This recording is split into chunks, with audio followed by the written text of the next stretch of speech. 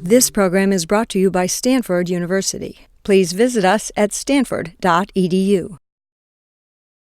I'm going to try to say something about the Socratic Method. It's a little bit daunting. First, I notice I have a number of people here who are philosophers, well equipped to use the Socratic Method. I have some experts on Greek philosophy here.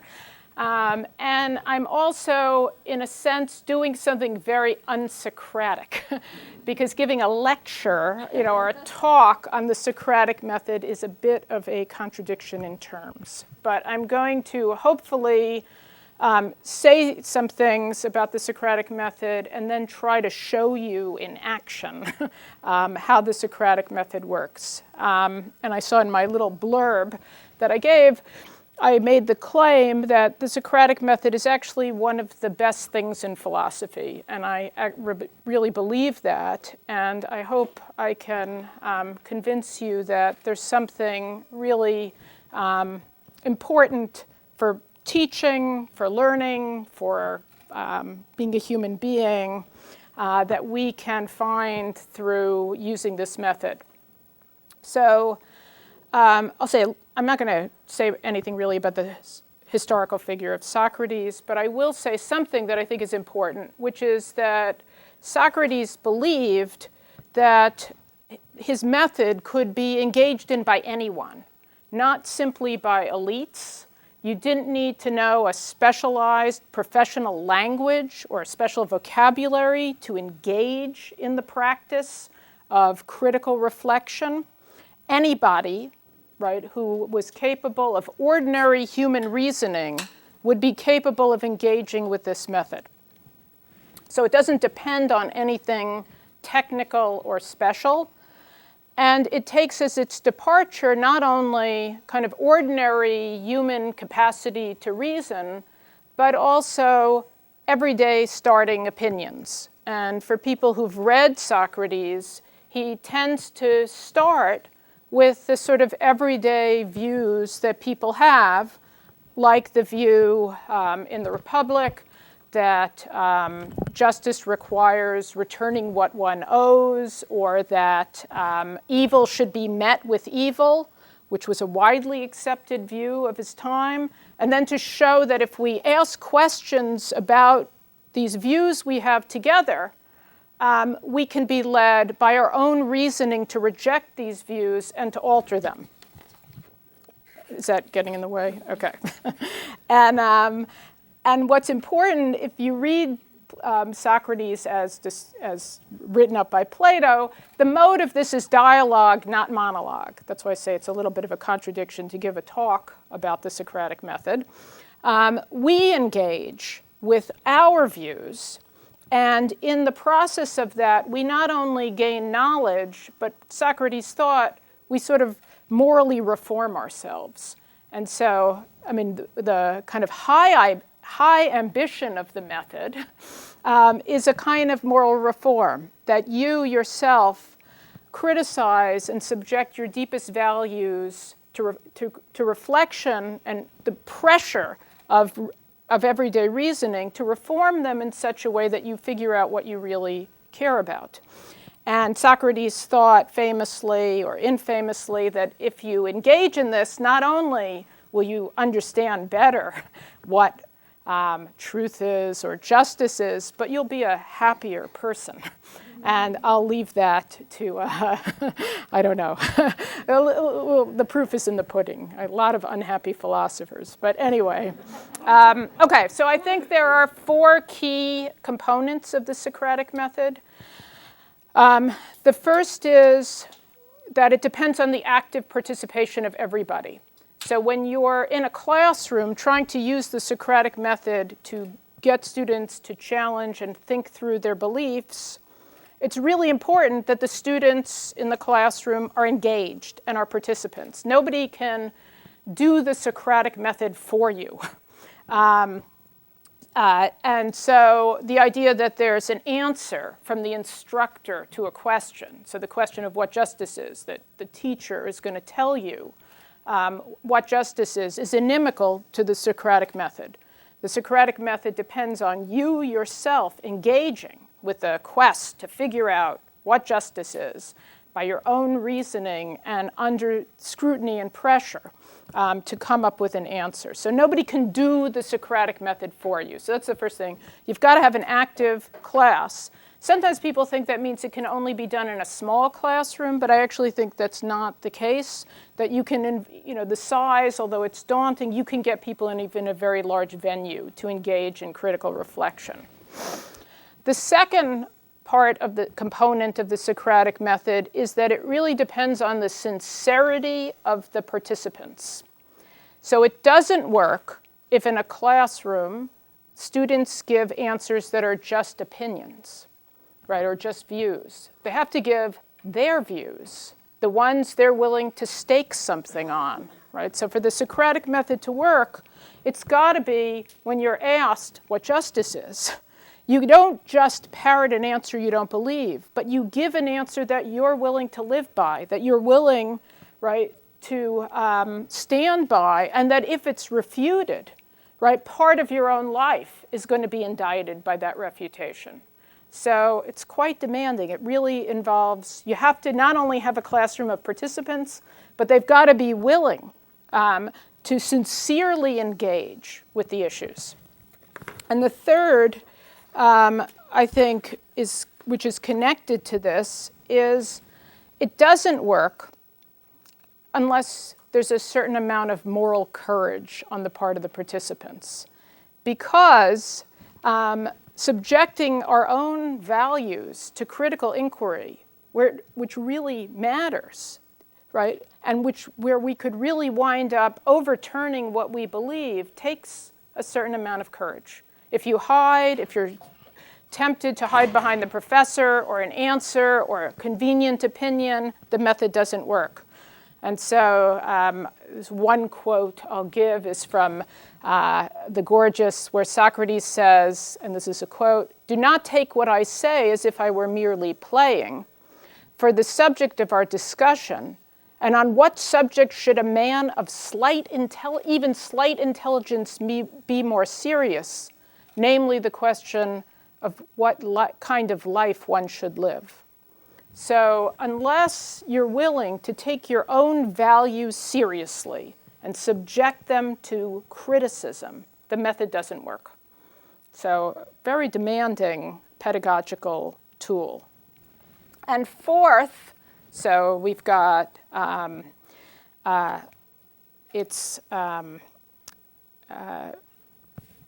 the three components: active participation, sincerity, moral courage.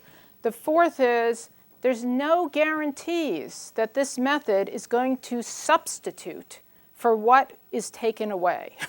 So sometimes people talk about the Socratic classroom as one where there is productive discomfort, because it might be that in questioning, I've knocked away a lot of what you believe, but I don't have a preset solution to put in its place. And so for a lot of students, when you ask people to question their deepest beliefs, that's scary enough. But when you tell them there's no guarantee here that after questioning, you're going to find a comfortable place to retreat to, that's even more scary. And so it could be, and here's another, actually I'm going to give a second quote. Socrates says in the quote, "You act though I profess to know the answers to the questions I asked you and could give them to you if I wished. It isn't so. I inquire with you because I myself don't have knowledge." So again, kind of a very scary idea for lots of us. Not only, right, is there no set answer, but the professor themselves is a fellow inquirer in the process. And that partly means as a fellow inquirer in the process, the professor is also vulnerable to error and contradiction and themselves has to be subject to criticism. Now, you might think this idea that everything can be subjected to critical inquiry, that we're all inquirers all the time is a bit overstated. And some people think, well, can't be right, because after all, there are some things that are beyond doubt, right? There's some things we don't have to subject to critical inquiry. I know the Holocaust never happened, right? That's a fact. I don't need to, what is Socratic inquiry going to tell me here, right? And so people think this method is, it's overblown. Socrates can't really think we've got to question everything, right? There's some things that are beyond question. Now, I think actually there's a sense in which Socrates does think everything is open to question and that he's right to do it. And I think that even though I think that the Holocaust didn't happen is a false statement and nothing would get me to see that as a true statement. And I think here, there are 2 points, I think, to emphasize. One is, even when we can't be mistaken, first of all, even when we can't be mistaken about the facts, we can learn more about the facts by subjecting them to critical inquiry. So the first thing is, even when you think you know something, you can actually sometimes learn more by looking at it again in a different way. So that's, I think, one point. Lots of things, and indeed the history maybe of humanity has been lots of things people thought were facts and beyond reproach and not subject to criticism, like that there are natural differences between people that justify different stations in life, became looked at in new ways. So first is we should have some skepticism, even of our rock bottom truths. And the second, although this is not a Socratic point in the sense of Socrates, but I think it's in keeping with Socrates, is a point John Stuart Mill made, which is, he says something like, teachers and students go asleep at the wheel when there is no enemy in the field. Meaning, if you're not challenging, if you just have a view and it's never criticized, you don't even really know why you have it. You don't even know what it means and what's at stake. And so in that sense, I think Socrates is right to think everything can be subjected to critical inquiry. Okay, so there are 4 features, and as I say, it's a pretty scary a method of teaching, and not to be undertaken, again, in Socrates' words, very lightly.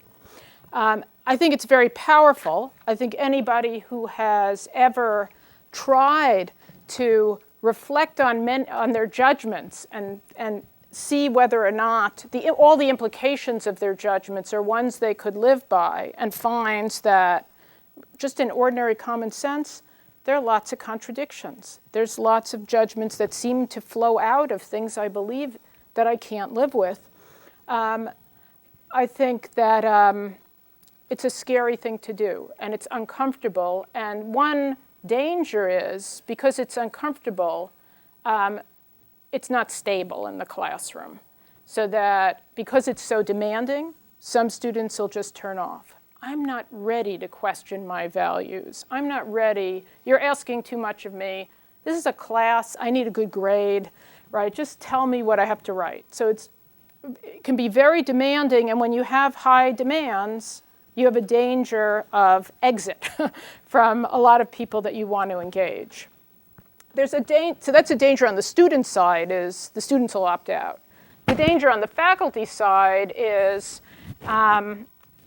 you see your students are uncomfortable and you see them struggling with something and you feel like, I just put them out of their misery. Okay, freedom means, this. Locke was right.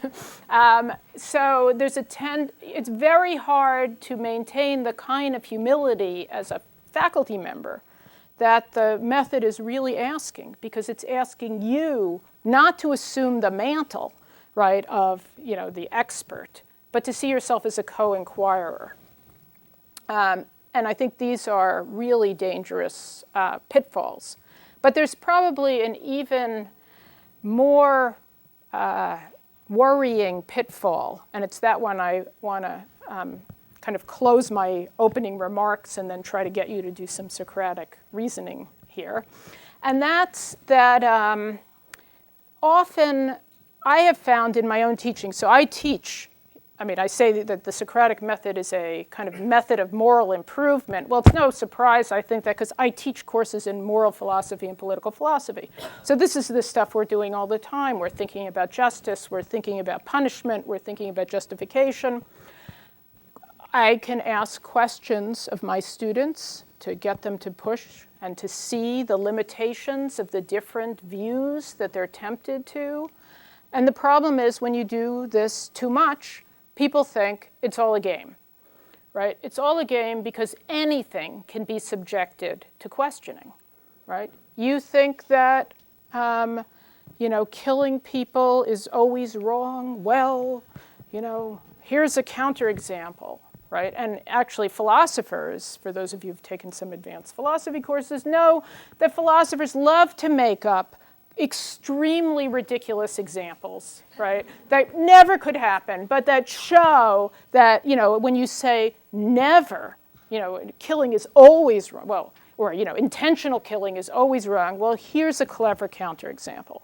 And so I've found for myself that there's a dilemma in using the method, which is that it's not fair to ask students to engage in this practice if you are not willing to do it yourself. And to do it yourself means just like you want the students exposed, right? In exposing their values for critical scrutiny, you have to be willing to expose your values. So I used to, as a Socratic professor, never tell students anything about what I believed, right? It's not the point of the professor to preach in the classroom. Don't tell them, where you come down. Teach them these theories of justice. Show all the problems and contradictions. Get them, to reason, but don't reveal your own views because that's illegitimate.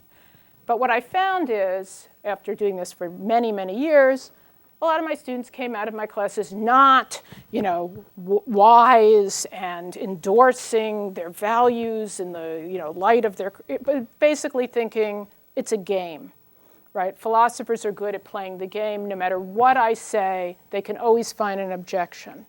And so I've learned that I have to show my students within, conscious of the dilemmas of not wanting to preach, that I also am willing to do this, that I'm willing to expose myself, that I'm willing to say, okay, there are 4 different, competing theories about justice that are, sort of dominant theories in society, and each of them has problems. Each of them is incomplete, but here's where I come down in the end, and here's why I come down here. But there are other ways to come down so that the students could come back to me and say you come down here, but look, there are these problems with the view that you endorse.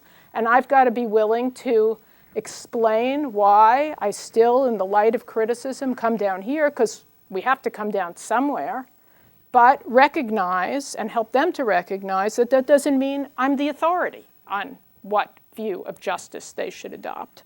I'm the authority on what view of justice I should adopt, or maybe I'm the authority. I try to be the authority on that. But I'm not the authority on their views. So I think the challenge, if you want to use a method that gives up the idea of a fixed point, that all views are tending to, doesn't have easy answers, doesn't, in terms of authority relations in the classroom, puts everybody, it's not that I'm on the exact same plane with everybody in the class in every dimension. Obviously, I know, studied and read and written about a lot of these issues. But from the point of view of moral inquiry, I'm on the same plane. And that can be a very scary thing. And I think the dilemma is to walk that, to get students to engage in this practice, to risk something, to see you model risking, and then to be willing to do this seriously, because maybe we won't all be happy at the end, but hopefully we'll have a better sense of what we really value, what we want to live by, and why we want to live by it. So I'm going to stop now and see if there are questions just on this, and then I thought I'd try to do a Socratic exercise with you in the room. Yeah, Elizabeth. Is it compatible with a graded classroom? Yeah, so there are these. Does the Socratic professor use PowerPoint? Do they? Can they give grades? Actually, I've tried PowerPoint. I find it doesn't fit that well. I think that so it depends on what you're grading, and if what you're. I think it is compatible in this way because you're asking a lot from students, right? And some of the students opt out and do the easy thing. And there should be, if they're participants, they're not doing what they're supposed to do. So, really the grading is about engaging in the exercise and trying to engage as well as you can in the exercise. If they're not, then so the one thing, I think there's, you can use grades, but participation becomes a much greater part of grading than if you think, you can't do the Socratic method on a multiple choice test, right? It doesn't, now, I don't think the Socratic method is the only thing you do in a classroom. So it might be legitimate still to have a multiple choice test, but what you're really trying to get somebody to do is to master a way of critical reflection and reasoning and bring that critical reflection and reasoning to bear on some material. And if they can't do that or don't do that or refuse to do that or don't do it well, I think it's probably okay to grade them, although, again, there are dangers in grading. Yeah?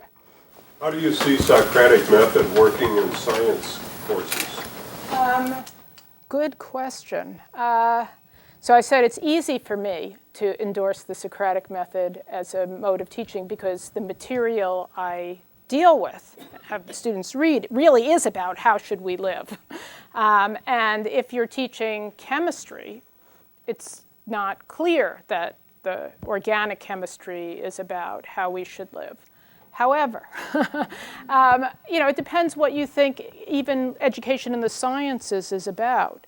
Because to the extent that you're trying to get students to memorize material, not a good method. To the sense that you're really trying to have students understand the kind of reasoning that goes on in science, right? So what are causal connections? How is this method working? What's the alternative? What's being left out? What goes on in abstraction? How do we decide what categories to abstract? Those are all questions that I think in a science class are legitimate. I think if you're teaching a course, in physics, you're getting people to think about the world in a certain way. It's legitimate to ask, okay, well, how, what's the connection between this way of thinking about the world and the world? I probably sound like I'm turning every course into a philosophy course, and maybe that's true. That I think so what I would say is, I don't think this is the only method that has validity in the classroom. I think it's a piece of something we need more of in the classroom. But I think there are other methods of pedagogy that work for other purposes, like you want somebody to master some material that they have to memorize, and that's, you're teaching a language. But I think there's always room for critical reflection on the practice of a discipline and a body of knowledge. There's always a way of saying, well, what's left out here by the way we're thinking about this? Are we leaving something out? And there is here a mode of encouraging participation in the process of finding out the answer that I think anybody can use for any subject matter, so that it's not just students falling asleep, having a tape recorder in their pocket, and then when they go home, study for the test, listen to the tape recorder. Yeah. I have two quick suggestions for using Socratic method in science courses. One of them is history of science. There are times before consensus was reached when these principles were very controversial and argued one way or another. And that can challenge students to understand why they're believing what they believe in science. And the other thing are Piaget-type puzzles. But by Piaget-type puzzles, you mean? I mean presenting them with something that doesn't quite fit what they believe, and they've got to work out, and it's a specific puzzle, and you've got to work out the solution to it. It's like the paper and pencil test for Piaget use. Yeah. Well, I mean, I absolutely agree that that the history of science is a great way of showing that things that seem obvious have a way of being turned on their head, and that we ought to know something about that history when we think about our own science and what we're learning. Just another suggestion along the same lines. If you're presenting current research, then you might provoke this sort of discussion about experimental design of some particular current paper where you could get the same kind of critical reflection going. Yeah. The very first philosophy course I ever took, one of the things I really remember was that the professor in fact gave a multiple choice test. And it worked splendidly because he was actually willing to change his answers, if you could defend your previously wrong answer. And it really inspired this sort of dialogue, in a sense, with the student with the wrong answer taking the professor's place and having this kind of interchange back and forth. And I thought it was actually one of the best features. When I first saw it, I thought, come on, you got to be kidding. And it really... Right, so if done right, right, absolutely. Yeah, Don, and then I'm going to...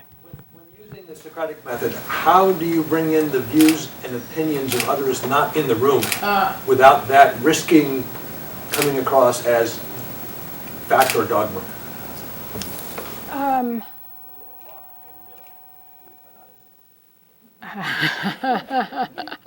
You tear them to shreds, so then I can't be fact or dogma. I think so.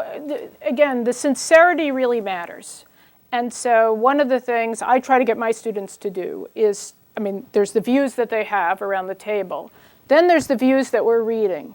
And I always ask, take this view from the inside and see what it would mean to hold this view and live by it. And what would that mean, right? So take the view that's absent, that isn't, maybe not being represented. Often, you'll take, there's what's called playing devil's advocate, right? So you take a view that's not represented in the room and you're forcing people to think critically from the point of view of the devil.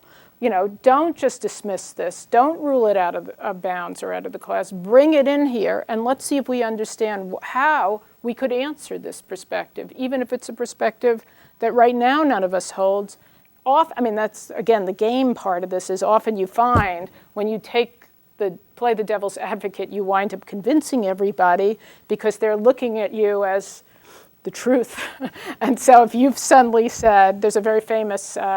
is a Gary Trudeau cartoon where the professor who's noticing the students are just scribbling everything down uncritically starts saying, black is white, up is down, scribble, scribble, scribble, democracy's fascism, scribble, scribble. So the danger is you bring the devil into the classroom, and so you have to be very careful. Let me try to, go ahead.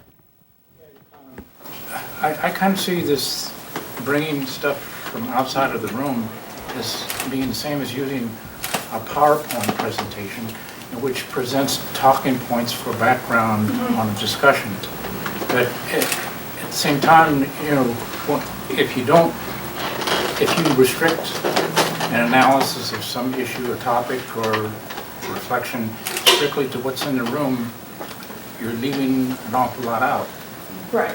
So in one way, first of all, I think you're leaving out less than you think in some of these areas, because it turns out when you actually probe the students, there is a wide diversity of views on some topics.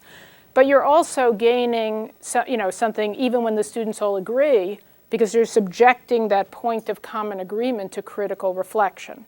And often that opens up other perspectives that aren't in the classroom when you're doing that. But I do think it's fine to take views from outside and bring them in. the danger is that you won't do justice to the views when you bring them in. And so you've always got to be careful that you're bringing it in. I mean, that's the thing about hypotheticals. I'm going to give you some hypotheticals, but I like and dislike is, you could say, well, supposing you believed X, and X is something nobody in their right mind would ever believe. I mean, you can bring a view in, but then it can also become a parody. And so you want to, I think, maybe the way to put this is, I think the way you start is with what's in the classroom and what are the kind of everyday takes people have on the material you're reading. But the point is not to end there, it's to start there. Where you end up is philosophy. I mean, where you end up is critical reflection and openness to points of view that were never part of the classroom to begin with, because you're led yourself by criticizing your own values and views to views that weren't on the table before. All right, so I thought I would use some really bad philosophy examples to just elicit a little bit of Socratic method. And I beg my philosophy colleagues to just close their ears. Okay, so I want you to think about two very, very distinct views about our moral reasoning that are parts of our moral reasoning. And then I want to show you that each of those parts can be subjected to problems. So the first I'm going to do by thinking about a problem philosophers call the trolley problem. The eyes already rolling. How many people have heard of the trolley problem? Why, a few people have heard, not that many. Okay, so here's the problem. Hypothetical, not a real trolley, a metaphysical trolley. So you're driving a trolley down a track, and the brakes fail. There's absolutely nothing you can do to stop. You can't warn anybody, you can't stop the train. It goes along. You notice that ahead of you on the tracks are 5 people workmen on the tracks. They have ear devices on. They're listening to the radio. They can't hear you. You can't ring the bell, so you can't. You're going to just hit them. However, you notice that if you swerve the train, there's one person on the track that you would hit. Should you swerve the train? So do nothing, the train goes forward, 5 people die, swerve it, 1 person dies. That's the only 2 choices on the table. What should you do? Risk. Think, yes. Is the person on the one person is that person also wearing ear Yes. stuff so they can't hear you? Can't be right. Philosopher's example. Can't warn them. You're not related to anybody on the track. They're not people you know, right? So it's do nothing, hit 5, swerve, hit 1. You'd swerve. Why? Because then you would cause the least amount of harm. Okay. So here's a principle, right? Cause the least amount of harm. Better to save 5 lives, or better to lose 1 life than 5 lives. How many people agree with that? How about the people who disagree? Who disagrees with it? Anybody? Yeah? So? Doesn't deserve to be killed that way because he was not really on the original path of the trolley. So he was lucky, and so we should, because the train wasn't going to hit him, those people were unlucky, so do they deserve to be hit? Yeah? I think there are 2 types of decisions. There's the one decision of allowing the train to continue on its path, which isn't quite the same as allowing the train to swerve. I think there's more volition in allowing the train, or just choosing to make the train swerve. So there may be you have to make a choice. A level of, I mean, somebody could say that they're both choices that are equivalent, but I think changing the path there's more impact in that choice. Okay, so it's true. I mean, in some sense, you're doing something in both cases, but a different kind of doing. One looks more active. Yeah. So is the single person also a workman? And did any of these people, like, did they know that a train was coming? The deserving or undeserving poor. Let's just say that, they're all equivalent. And, I'm going to change the example for a second. Supposing it were 1,000 workers, or you could swerve and hit one. Does that matter?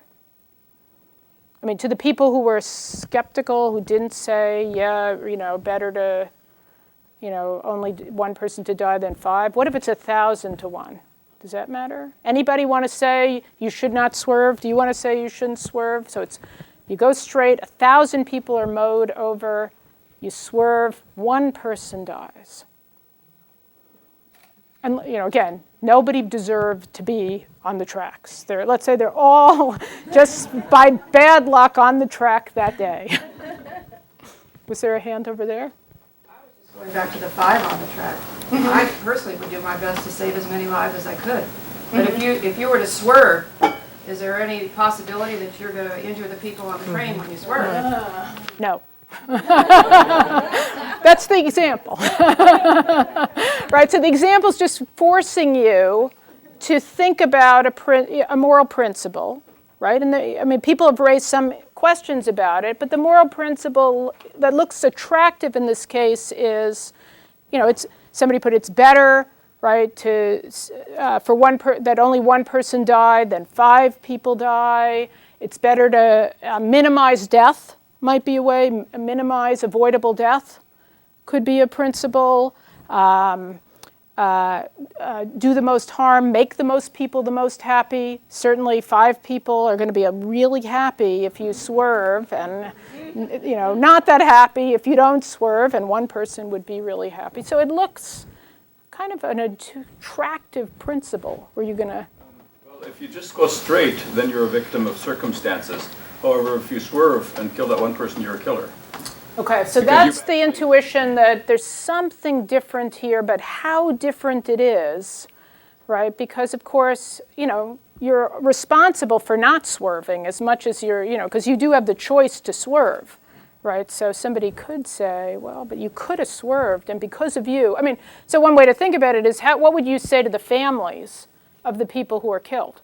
Would you say, well, I didn't do anything. I could have sworn, but I didn't do anything. And should the families think of that as a legitimate excuse? Well, you didn't want to do anything. Okay, so you killed all 5. Fine, yeah, I see the rationale. Anyway, so the example sort of puts pressure on you to think about, sort of the issue about the numbers, and the numbers really matter. Right? Morally, they really matter. It matters that, it's 5, and that's why I asked if it's 1,000. There's going to be some number that people are going to tend to say, look, well, if it's 1,000 to 1, of course, swerve. Yes, your hands are a little dirty, but 1,000 people, you could do nothing. What are you going to tell those 1,000 families? Okay. So hold that example. Another philosopher's example, the doctor's office. It turns out you're a doctor. You run an emergency room. And you have 5 people upstairs who are dying. One needs a heart, one needs a lung, one needs a kidney, liver, what's the other, is there any other organ? Whatever, 5 organs are needed. And Lanier walks in to the doctor's, I'm the doctor. He walks into my office. He's got a scratch on his, arm. He's worried about an infection. I do some tests, and I notice, lo and behold, he's an exact match for the 5 people I have upstairs. Right? Now, we've just said the numbers matter, right? 5, better that 1 die than 5 die. And now I've got Lanier here, and he matches.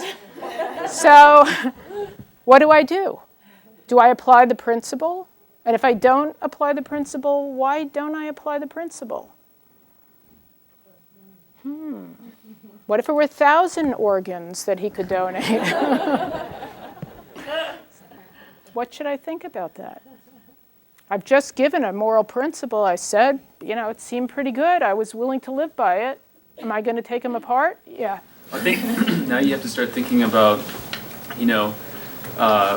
little bit more about the people that you're going to save or kill. So the 5 people upstairs that are suffering like organ failure, if they have had a longer life than the guy that's got a scratch on his arm, well, maybe, they have had walk into a doctor's office. they have had more of a chance to live. Okay, so let's say they're younger than linear. Yeah. Because of dilemmas like this, society has put certain categories in special categories, and those are referred to as professionals, and professionals have codes of ethics. And in this case, the code of ethics is primum non nocere, above all else do no harm. And that is the basis of the professionalism of medicine, and therefore you can't touch linear. All right, but of course this is a philosopher's example. And you might think, so let's not take the exact code of ethics, but we did have a kind of moral code in the train case, which was minimize harm, right? And better that 1 person dies than 5 people die. It's a minimize harm principle. And it looks like I'm a doctor. I've got some kind of minimize harm principle. Lanier walks in, 5, 1, do the math. How many people think the right thing to do in this case is to redistribute Lanier's organs? Does anybody? But a lot of you said 5 and 1. So why is this a different case? Yeah. Are the 5 people guaranteed of dying if they don't get his organs? It's a philosopher's example. Yes, they'll die. So here's the choice. You either redistribute his organs and save the 5, or you let him walk out and the 5 die. So it's exactly, looks parallel in one way to the case of the trolley, right? So you've got the numbers, and we're asking, is the numbers the only thing that matters, right? And we had this strong intuition, but minimize harm. Yeah. I think it's also important to know the crossover of the legal system with our moral code of ethics, and the legal system probably trumps the other even on a subconscious level. So with the train example, it's unlikely that we're going to be persecuted, whereas with this other example, the chances are that the doctor would be persecuted and probably have life in prison, and maybe there's going to be a doctor out there who would be willing to take on that risk into their own life, and maybe that doctor would be willing to choose the 5 people over 1. Okay, so that suggests, you're giving a practical answer, right? Like there are consequences, but again, I'm going to push back as a philosopher and say, well, let's think those away, because maybe we have the wrong laws. So for the moment, let's think it away and ask, if we don't worry about getting caught, right? Do we have any other reason not to redistribute Lanier's organs besides the fact that we might get punished if we did it, or we would violate a professional code of ethics if we did it? The question is, why shouldn't we do it? Maybe it's the right thing to do, and we just live in a society that's, has a problem about this. Yeah. Well, it seems that one example, the trolley itself, is more circumstantial, and this one has a kind of an existential quality in that, once you start doing this kind of thing, then it could just open up the possibility for it to happen again and again. Where, that one circumstantial, it's a delimited experience of needing to switch the track. But this, and I can't quite articulate why it's more existential, but it seems like there's some dimension like that it moves into that territory. Okay, so, there's a couple of things going on in your response. One thing you might think, well, there's a numbers issue really hidden in your response, because if you think trolleys don't happen that often, but when you add up, somehow there's going to be so many cases of this, and maybe there'll be some mistaken cases of it. Maybe it won't always be the case that the 5 get saved, and lots of people will be, so maybe there's some hidden worry. That's one. Or maybe, again, this existential, some different attitude that somebody has to take about the 2 cases in order to carry them out. Yeah. Well, Lanier hasn't exactly volunteered to give up all of his organs. So You know, you can't just arbitrarily say, I'm going to kill him and take his organs to save these other people, and we haven't even talked about that. I mean, that's a big issue. It's a big issue. You can't arbitrarily make those kinds of decisions for someone else. But remember, on the train, right, I'm not calling out to the one person on the track and saying, is it okay? You know, right, they're not consenting.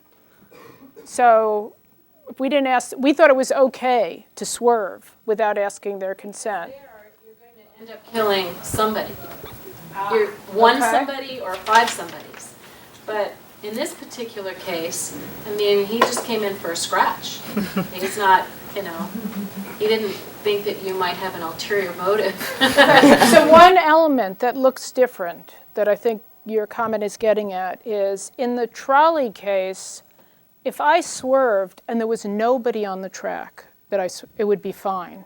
Actually, that would be the ideal. I'd meet the criterion. I don't need the person to die. I don't need to kill them in order to save the five. But in the doctor's office case, there's some difference here because I need Lanier to die in order to save the five. Now, that doesn't tell us that, I mean, it just points that there's a difference. It doesn't tell us that this difference should have a lot of moral weight or how much more weight, but it does look like there's something different in those cases, as you suggested. Yeah. Or the sons of the doctor, I think many people would start changing their minds. And the organs are one. Interesting. So, friends of the doctor. Okay, so you might, but on the other hand, if that's right, now first there's a question whether that would be, you know, people are justified in doing that and whether when you subject them to critical pressure, they would accept other people doing that as well. But there's also a question, would that same reasoning apply in the trolley case? Because you could imagine, right? It's my relative who's the one person, right? They're the one. Now, should that matter? Was there, yeah. 5 people are dying of natural causes in the end, and the one person is not. Mm-hmm. And then there is the premeditation of one, the other one's an accident about to happen in any case. Okay, so, of course, I mean, it's true that they're dying, and you could say there's natural causes. Maybe, let's say, assume they're natural causes, but we do intervene to save people who are dying of natural causes, right? Okay, so again, that might be that there's something here about the fact that his death is necessary for the saving the lives, which is different than the trolley case. Yeah. People who are standing in the tracks have at some level accepted a certain risk of being hit by a train. It's not high risk, but just like when you get in a car, you know there's a chance you could be in a car accident. We could have a society where every time you walk into a doctor's office, you assume a risk. Yeah. Assuming that risk, because as a society we don't normally assume. Yeah.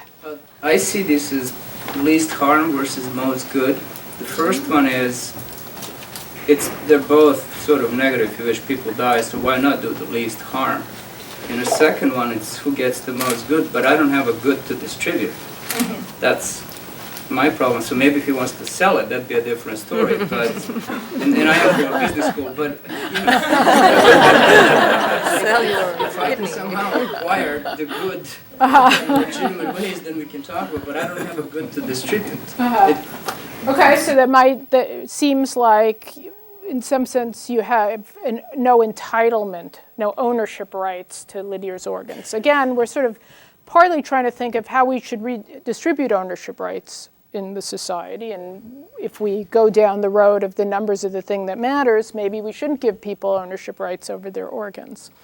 But let me, since I know we're out of time and there is no answer here, and as I said, this doesn't issue in one answer. It's to put pressure, the exercise is to put pressure on different ways of reasoning, and then to see whether, there really are two parts of our moral thinking. One is the numbers matter, and harms are bad, and we should minimize harm or maximize, well-being. And another is There's certain rights people have, or certain dignity, or certain way they should be treated that shouldn't be compromised no matter what the numbers say. And those are two elements of our moral thinking that different theories try and resolve that tension. And so, because you can't resolve it just kind of in ordinary thought, you need to start reflecting on, well, how am I going to make these cases go together? And this matters because these are important decision metrics about not only social policy, but my own policy about how I want to live. So I hope I undid a little of lecturing on the Socratic method by showing you a little bit about how it works. And I'd be happy to talk to you for a few minutes after this is over. So.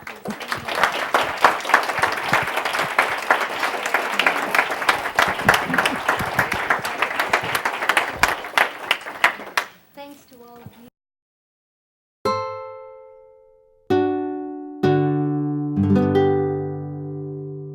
The preceding program is copyrighted by Stanford University.